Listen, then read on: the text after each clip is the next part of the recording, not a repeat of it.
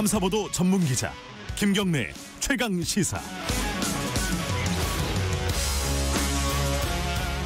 네, 김경래 최강 시사 2부 시작하겠습니다.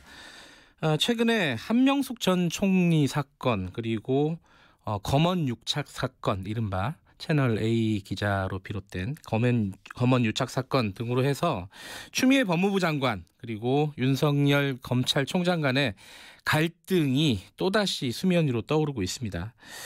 이걸 두고 일부 야권에서는 윤석열 총장을 제거하려는 시나리오가 돌아가고 있는 거 아니냐, 이런 목소리까지 나오고 있죠. 어제 대통령이 법무부 장관하고 검찰총장에게 서로 협력하라, 이렇게 얘기를 한 바도 있습니다. 국회 법사위원입니다.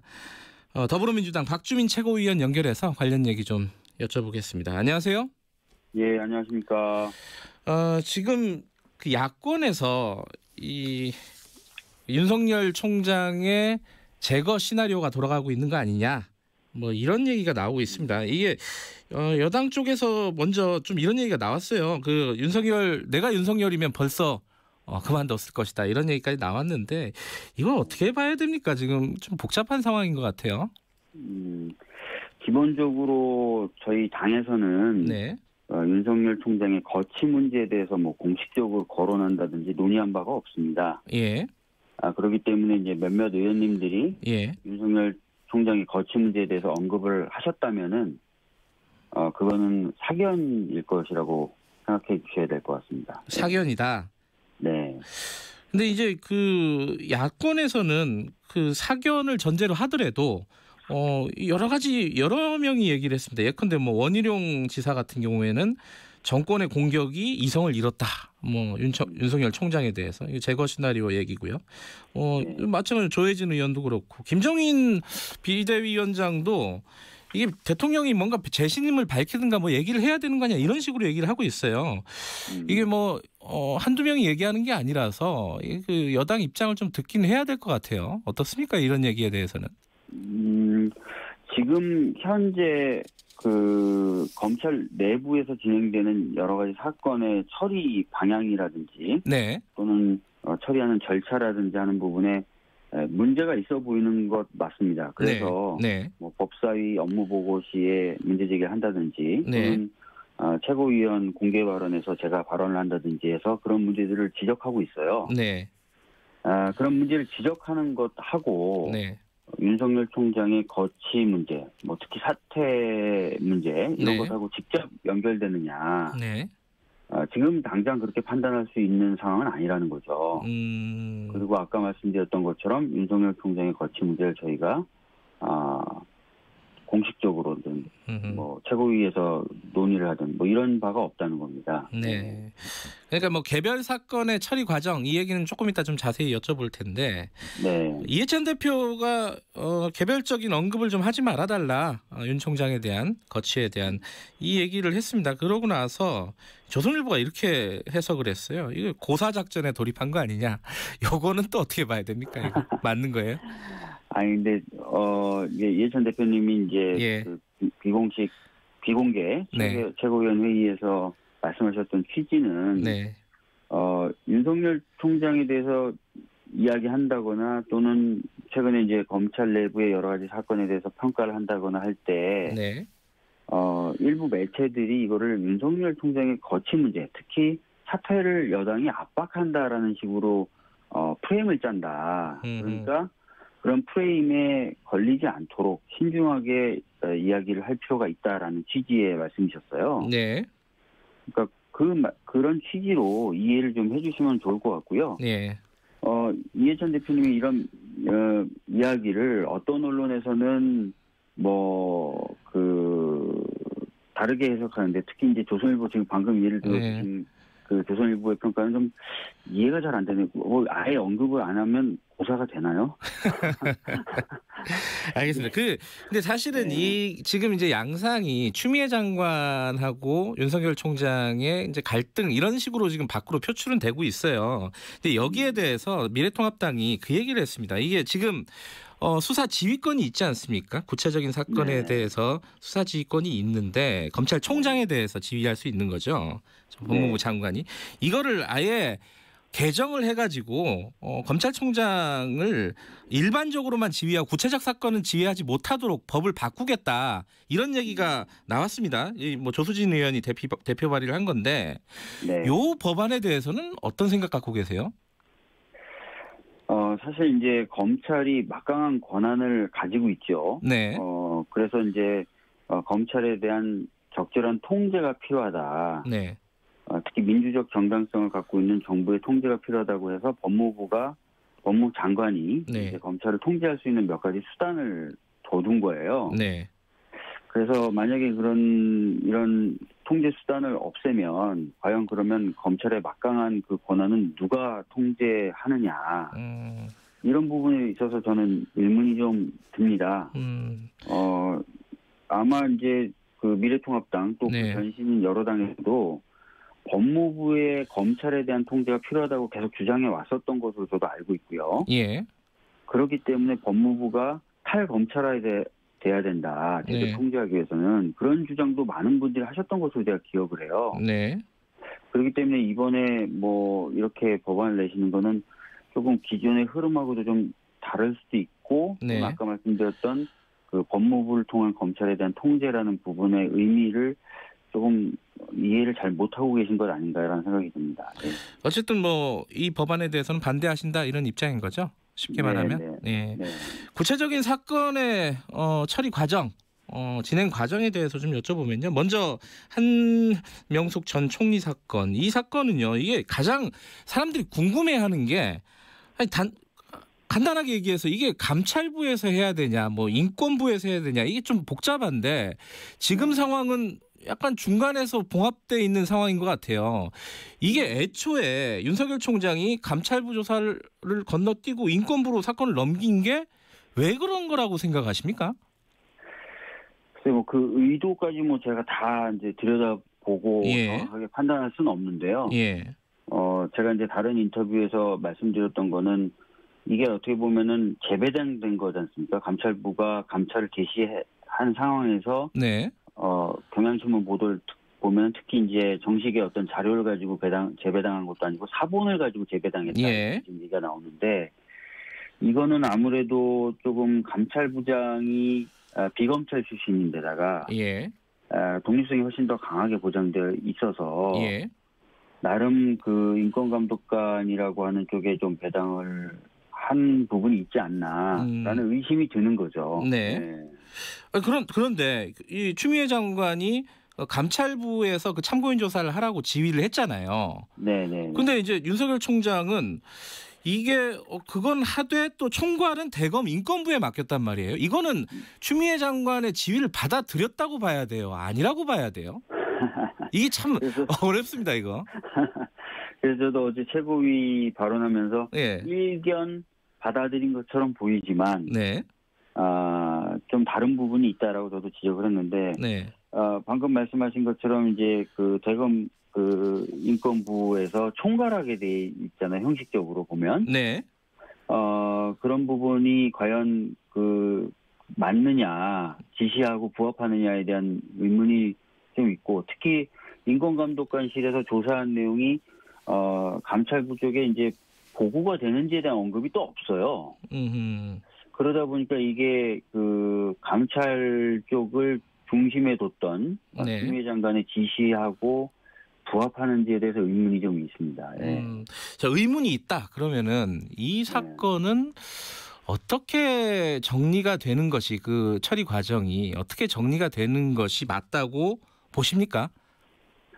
저는 솔직히 말씀드리면은 예. 그 법무부 장관의 지시대로 예. 감찰 쪽이 좀 중심이 돼서 이게 조사되고 마무리될 필요가 있다고 봅니다.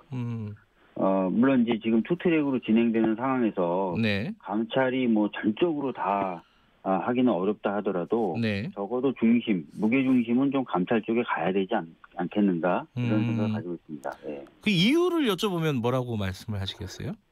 아까 말씀드렸던 대로 감찰이 이미 개시된 상태라고 저는 보고 있어요. 네. 그것이 약간 절차적인 하자를 가진 상태에서 재배당이 됐다라고 보고 있고요. 네. 두 번째는 감찰의 경우에는 법제기구고 예. 인권감독관실 같은 경우 잘 아시겠지만 비법제기구입니다. 아하, 예. 예, 그러니까 법제기구가 좀 우선될 필요가 있겠죠. 세 번째로는 아까도 말씀드렸는데 감찰실이 법제기구이면서 또 인사의 성격상 상당한 독립성과 중립성을 갖고 있어요. 그래서 네. 이렇게 검찰 제19가 문제가 됐을 때는 좀 더 독립적이고 중립적인 기구가 조사하는 게 맞기 때문에 이런 네. 세 가지 이유로 감찰 쪽이 좀 중심이 돼야 되지 않나 생각합니다. 네. 또 다른 사건이 이 채널 A 기자와 검사장관의 유착 관계, 검언 유착, 이른바 검언 유착 의혹이라고 불리는 건데 이 사건은 더 복잡합니다.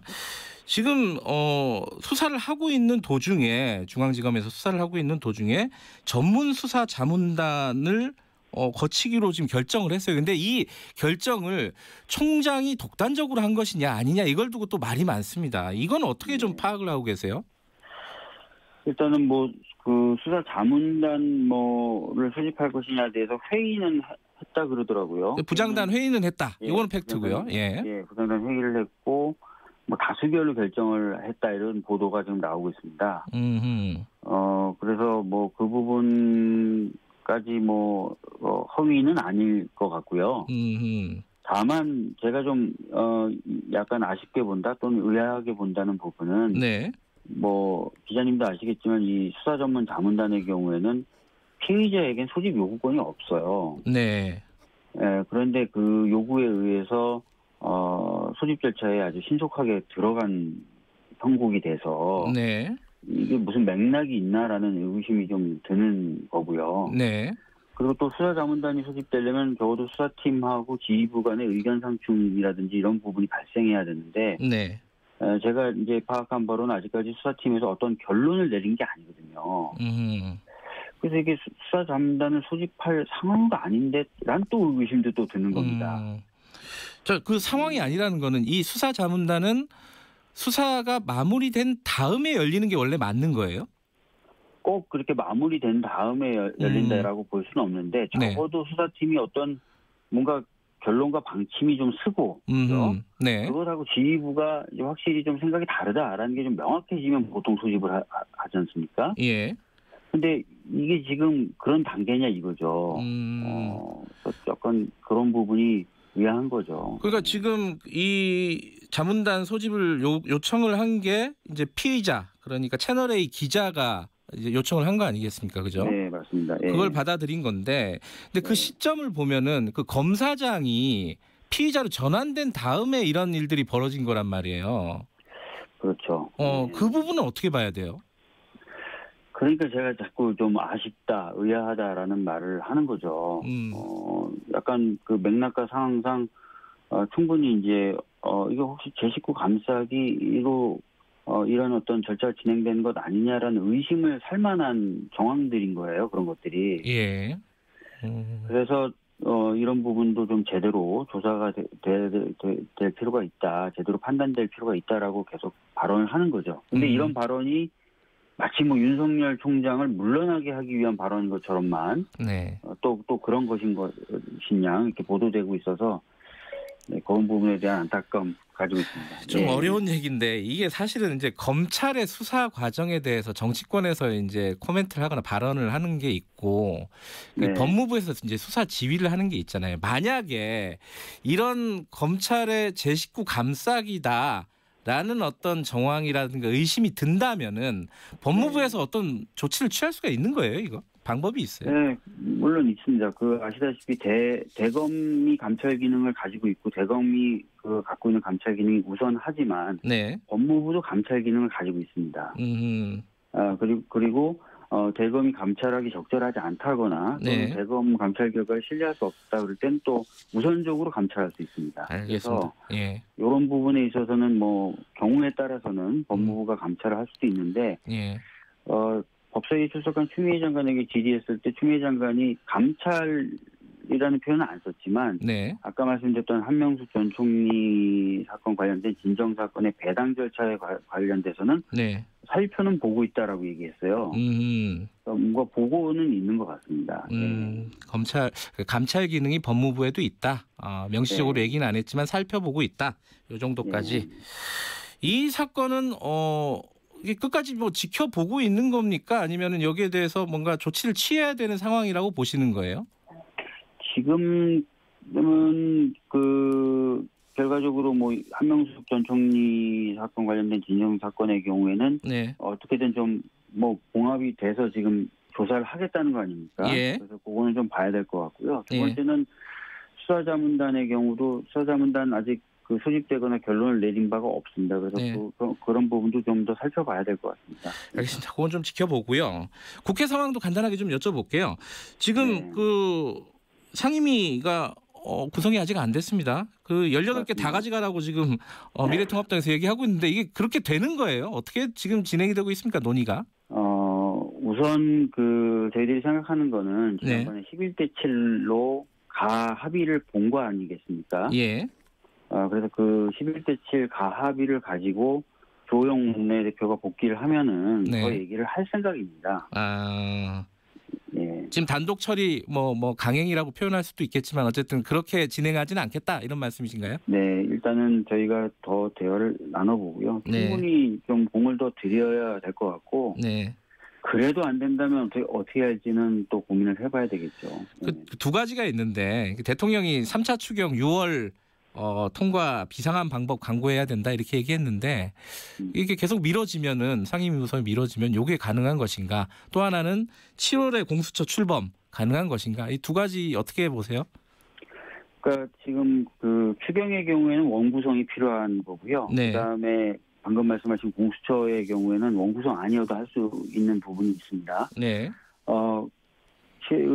추경의 경우에는 저희들이 원구성을 아까 말씀드렸던 대로 좀 더 많은 공을 들이겠다고 말씀드려서 그렇게 좀 답변을 대신하고요. 예. 공수처의 경우에는 사실은 이제 저희들이 좀 압박을 해야 되겠다라는 생각은 가지고 있어요. 왜냐면은 이게 7월 15일이면 법이 시행이 됩니다. 네네. 그러면은 이게 진짜 더 늦어지면 안 되거든요. 그래서 네. 야당에게 이 추천위원회 구성 네. 관련된 협조를 좀 강하게 요구할 생각입니다. 알겠습니다. 오늘 말씀 여기까지 듣겠습니다. 고맙습니다. 예, 감사합니다. 더불어민주당 박주민 최고위원이었습니다.